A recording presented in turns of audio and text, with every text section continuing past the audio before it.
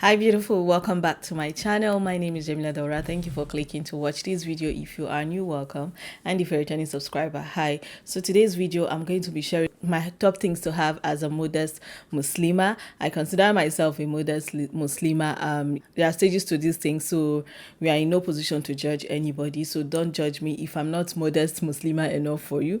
That is your own cup of tea. Anyways, as a Muslim living in America, it is very hard to navigate this country, most especially if you have to depend on your environment too for certain things like clothing, food, worship, and a whole lot of things. And I've navigated it, and I'm glad and I'm happy for the journey so far. So that is why I want to share some of my must-have items with you all.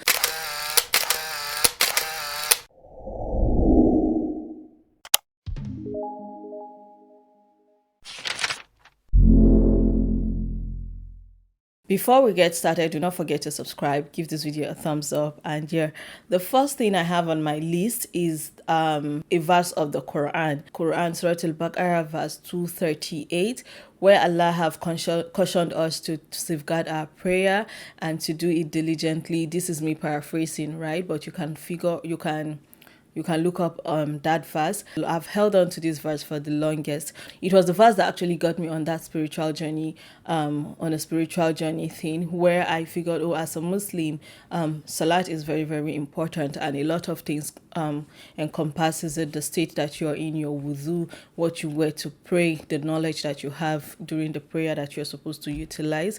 So I realized that I was actually in secondary school, and in secondary school I was in, there was masjid, really small carved out masjid for people to be able to pray. However, only men are able to go pray there, so we have to go to a friend's house to pray. Sometimes you just have to get home before you can pray. So but the older I get, I discover that, well, it's not even just about finding a place to pray. It's the state that you're in, the state of wudu that you always have to be in to be able to perform salat.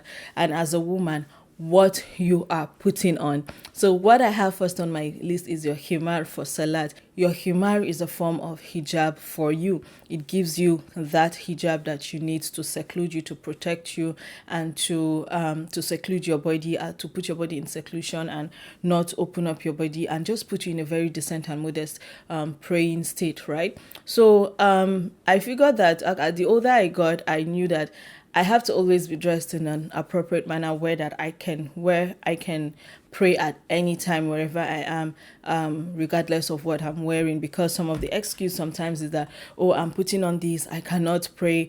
So that ayah alone encompasses a lot of things for me, and it started shaping my mind up on what I wear when I'm going out, what time I actually decide to go out. This is the consciousness that I carry along because of that ayah alone. But when it comes to being at home, I also try to be conscious about having my himar, or let's use hijab, my veil, somewhere that in every corner of the house. Downstairs I have a set, here in my filming room I have a set. I'm always shuttling between this room and my living room downstairs, and Salat can catch up to me at any point of the day, depending on where I am. I don't want to feel lazy, like, oh, I'm downstairs and I have to think about coming upstairs, then, oh, my hijab. So the first thing and the most important thing on my list as a modest Muslimah is to always have access to hijab, or always be in modest clothing that can allow you to pray. When it comes to modest clothing, I have over the years made conscious effort to be very picky about what I buy. I love to look good. I love fashionable pieces and items, right? But as a Muslim, we also have to be conscious of the kind of fashionable piece that you're buying, the clothings, and you have to keep conscious of that. It is also difficult because of the way our bodies are. The society has not even made it easy. Like, you see a lot of other modest Muslimas that would judge you and say that you're not modest enough just because you wear certain clothes that some part of your body is still, forming to your clothes, forgetting that we are all not created equally in terms of even the body's shapes and sizes. I have been very conscious of my body, not even from the spiritual perspective or to understand what is acceptable in Islam. It is just that I felt when people see me, that is what they see first as a young girl before they actually even get to know me. So it is like we are in a hyper-sexualized community or environment, and people just like to sexualize the woman's body, and that kind of always gave me that feeling that, okay, I'm not comfortable because I know my body, I know what I have, and because of that I've never been comfortable. But to become more intentional about it, I have kind of, over the years collected items that are not just fit for my body but also fit for my soul. I don't just buy clothes because they are beautiful. I buy clothes with making sure that they are practical for me when it comes to my ability to pray in them. So some of the things I have invested in buying is lots of abayas. I love abayas, and if you can tell from this channel, I love abayas. And even if I'm buying material fabrics or sewing something, I'm sewing either two-piece clothes, loose two-piece clothes, not just skirt and blouse that is fitted. You must have lots of leggings. Like if you're wearing abaya, wear something that will hold up your body form so that you don't become jiggly in that abaya. I layer in different ways. This is a top, a long loose top, and it's sleeveless, and I have this top under that is long sleeve. If this were to be long sleeve, there is no way I'm going to wear this under. It is going to be too much for me. So those are the kind of things that I know there are people that would wear. If this was a long sleeve, wear this long sleeve under. That kind of layering can be too much for me. Now, this is me, right? So because of that, I resolved to buying lots of more tunic tops than just buying, tops like this. This is a tunic sleeveless shirt, by the way. I buy lots of tunic tops because they go all the way to the knee, and I can wear trousers. Now, once upon a time, I would be comfortable wearing leggings under my tunic tops and still feel like, oh, this is a modest vibe, right? But I have also moved from wearing slim fit pants or trousers under my tunic top. So I go for either straight legs, wide pants, or flared pants, and I size up. I am a medium, small medium for top, medium large for dresses, large for bottoms, but I find myself going towards medium large for tops, large for tunics, because sometimes it can be very big, and people don't understand when you wear big clothes like that, you look funny. They know it's not your size because it's not couture. It's not like, oh, I went to a tailor and they made the body medium and they considered the sleeve, because now this sleeve is the large sleeve, right? So this is not where look at how long it is, and the reason why it is not even looking awful right now is because it's stretchy, it clings, and I can move it up and just stretch it over my shoulder and make the sleeves shorter.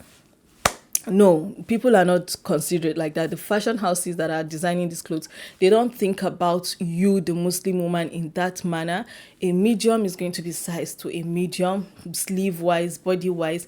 A long sleeve, a large is going to be sized to a large body, longer than the person that would wear a medium, because it's not couture. It's how do they call it? It's mass production, so they have to put that into consideration. Body height, petite. I shop from petite, so I'm able to fly wearing large. But if I shop from normal size, I can't wear it. I can't wear those things because I'll be lost inside them. So yeah, these are the kind of fashion pieces. I love skirts. I'm currently wearing skirts. I wear a lot of skirts. Skirts has always been my go-to fashion piece, even back in the day, even before this whole consciousness of modest dressing. I love skirts and they cover me up well. Two-piece outfits are becoming a thing, and I love it that brands are embracing it because they feel like they don't know what they are even doing, like embracing two-piece outfit. I love two-piece outfit from Zara. I love two-piece outfits from H&M. Like you could just mix and match. I love two-piece outfits from JM on Macy's, Bathory on Macy's. They don't sell them as an ensemble. You have to, like, they make the top and the trouser in the same print or skirt in the same print, then you have to pair them together. It is very, very welcome idea for some of us that are really leaning towards you know, conscious dressing, modest dressing to the best of our ability. Like, I want to emphasize on the best of our ability, because if you are someone that is new to Islam, it is going to be a journey that you have to be very intentional about, and some people will not make it easy. Even those of us that was born into the faith, there are still people that feel like they are more pious than you are. Just they judge you based on what you look like, what you are wearing, and whether you, like, a niqabi is going to tell you that she is more pious than you that is not a niqabi, forgetting that there are school of thoughts that agree and do not agree to the use of niqab as a woman, right? So these are the dilemmas that we have to deal with. I want to share another secret to what I do. This is a crop top. When you see a crop top, you would never think that, oh, a crop top is for you, right? But I wanted to wear this crop top under this shirt today, but what happened? I just figured that, oh, the top is a linen top, so it's a bit transparent on the belly area, so I decided not to wear it. However, I have other clothes that are two-piece but short sleeve, and I want to cover my arm, so this is where crop top, because like I said, when I'm layering, I'm very conscious of layering because I'm claustrophobic. If you have like maybe button down tops or just tops that are, you know, short sleeve, and you don't want to be too heavy on what your clothing is, like this garment, this crop top is how I navigate those things. So sometimes you see me wear a cloth and there is an extra sleeve. It's not necessarily full body, it's just crop covering just around the boobs area, and because what I actually want is the long sleeve coverage, not the full body coverage. So the next thing for hijabs, so it moved from turbans. I still do turbans, from turbans to chiffon veils, and now I am leaning and I'm loving more of my jersey veils. If you are a starter hijabi and you are thinking of really something that is very practical for you, and you want it to stay on your head, you don't want to be struggling more from, like, you have to move here, because chiffon veils do that, start with your jersey veils. Jersey veils are already sewn full coverage hijabs. These are the things that I've been really investing in a lot. Not that I don't used to have veil, but you know, back in the day it was more of pashmina, because I'm Nigerian. I'm coming from Nigeria, so pashmina or cashmere veils are veils like you could really wrap and tie, you know, into a donut, into a bun, and you could walk around like that, and you still feel like you're covered, right? But pashmina became not so practical, because when you're wrapping it, except you're buying the really lightweight one, which I see that they are making a comeback right now. The lightweight pashmina is not as thick as the original pashmina that if you wrap it, it's a lot.